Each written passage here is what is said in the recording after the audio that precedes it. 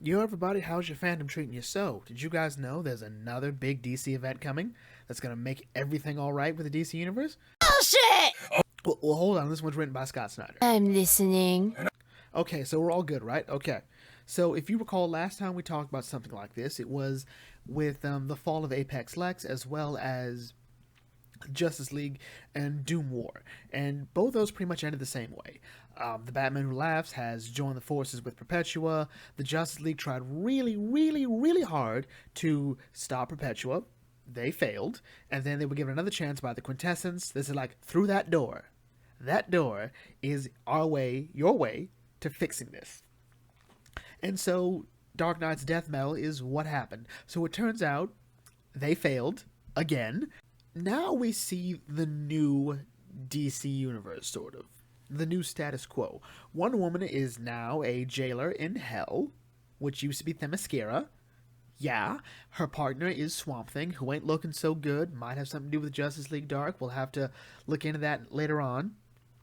And mostly in this jail is, well, people like Captain Cold, the Joker, Scarecrow, you know, bad guys, and probably some good guys further back. We don't quite know yet.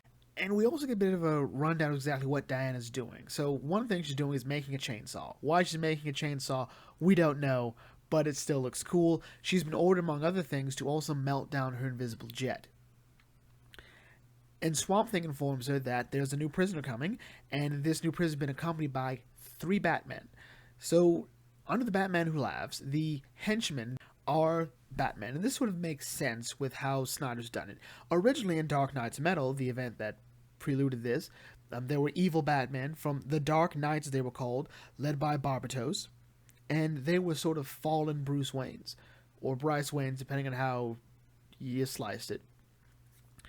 Here in this story, it doesn't quite seem that each Batman is as important as those ones. They're just sort of here. Sort of an idea that Snyder had, hey, let's do this one. So we have a wizard Batman, a Batman Beyond Batman, in other words, this is a Bruce Wayne that actually became Batman Beyond, and a T-Rex Batman, who was supposed to get a book, but some drama behind the scenes means we don't get to see the story of T-Rex Batman, which may be the biggest crime of all.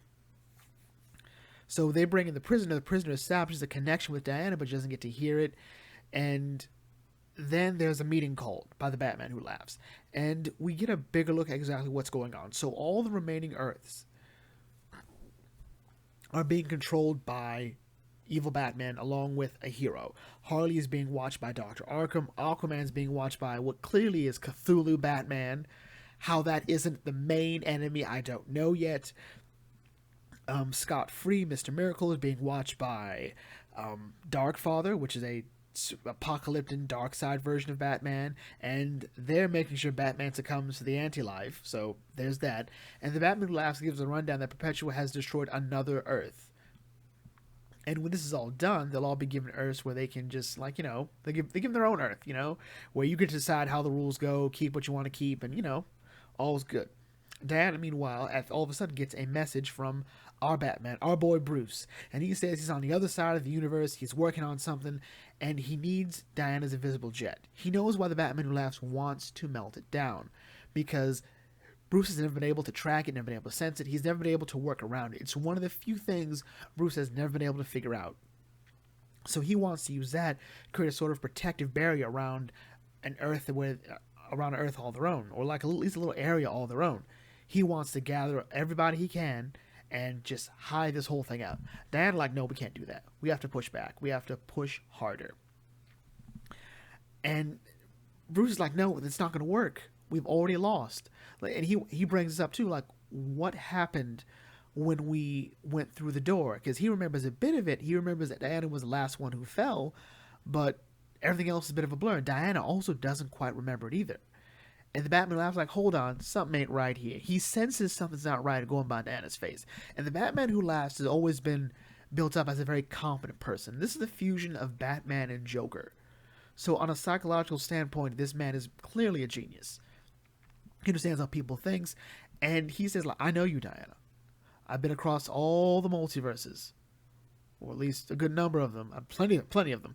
I've seen some where you and Batman, aka me, have been friends, enemies, lovers, husband and wife. We've had kids. I've killed those kids. I know you. Something's on your mind. And as he begins to threaten Diana, Bruce all of a sudden proves he was a total liar. Turns out he was not on the other side of the universe. He was actually in the woods over there. And he draws attention away from Diana. And using a Black Lantern ring, he raises some dead soldiers to help fight off the other forces of evil Batman. And Diana realizes that, well, she needs to speak to this prisoner, whoever this prisoner is. So when all things said and done, she goes down there and she meets the prisoner, who is Wally West, still infused with his Dark Manhattan energy. And he gives us a rundown of exactly what is going on here. So he points out that all power in their reality it gathers around two poles. There's connective energy, which is powers of justice, the speed force, the emotional spectrum, and then there's crisis energy. It's anti-life, chaos magic, the forces of doom. Connective energy creates a very beautiful web, connects everyone together. Crisis energy is about one moment, one specific instance. And it seeks to shatter connection. And Wally has a lot of that connective energy inside of him, but he used a lot of it just to fight off Perpetua. He wasn't able to hold her back. And he points out that throughout the void, the great emptiness of it all, beings like Perpetua create multiverses using connective energy. What they're supposed to do is they create it, and they die to sort of give it life, to sort of keep it going. Perpetua uses crisis energy. What she wants is something that is entirely in her own image that will keep going. If I had to say something, it reminds me of Rassilon in Zagreus, who saw another universe that would supersede his own. So what he did was he prevented that universe from coming into existence, from superseding his continuity, by freezing that universe and by imprisoning that universe. So his creation, his image would keep going and going. So that's really cool.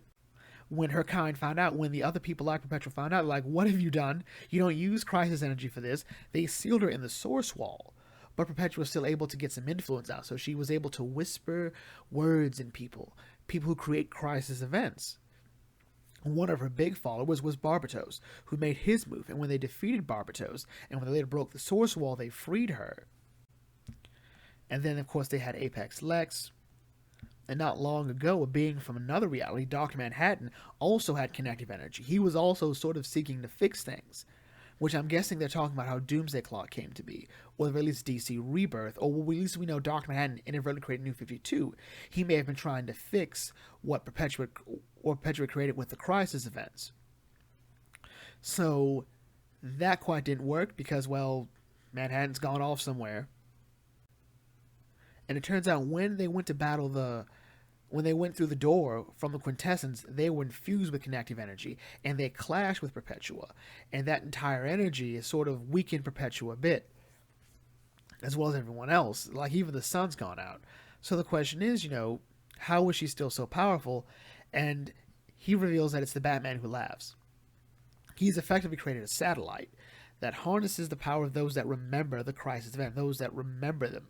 Because the Crisis event lives by people who remember it. This is sort of like a meta-commentary here, I think, on how important these single Crisis events are and how they've sort of oversaturated the DC universe. Big events are what matter more than the everyday stories of comic books. There's something cool about that. And Diana has it, what if we re-enter those Crisis events and try to harness that energy? And that's when the Batman laughs, is like, that's a really cool idea. But if you had really thought about it, you'd call the two energies anti-crisis and direct crisis, and then you'd have AC and DC. But whatever, this is why I'm the genius and you're not. So the Batman who laughs makes a threat, and Diana sort of realizes that one of the reasons that she's alive, that Batman's still alive, our Batman's alive, Superman's alive, Aquaman's alive, is because they remember the Crisis events. They have to stay alive to remember them. That's why the Batman laughs took everyone else and put them on a satellite, tied them to a satellite, because their memories are powering Perpetua as well. So the Batman laughs go like, okay, tell you what, you help me out. You help gather all your friends and whatnot, and I'll make sure they're alive and they get their own little Earth where everything is fine, and we're all good. Otherwise, I'll hunt down your friends myself, and I will hurt them. Diana doesn't quite believe, but she talks, and the Batman asks her, well, what are you going to do with... And she's like, I know you, Diana. You're probably going to take whatever weapon you got, make it into a sword. Whatever energy you have, you're going to make it into a sword.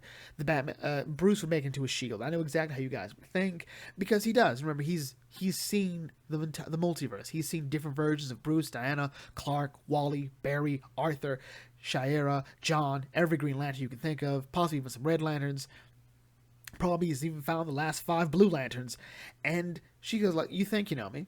Yeah, you're right. I wouldn't make a weapon. Wouldn't make a sword. Turns out she made a chainsaw. That chainsaw we saw her make earlier. And she had it in her hand the whole time. So if you go back to an earlier issue, we see her holding something. Or at least her hand is positioned weirdly.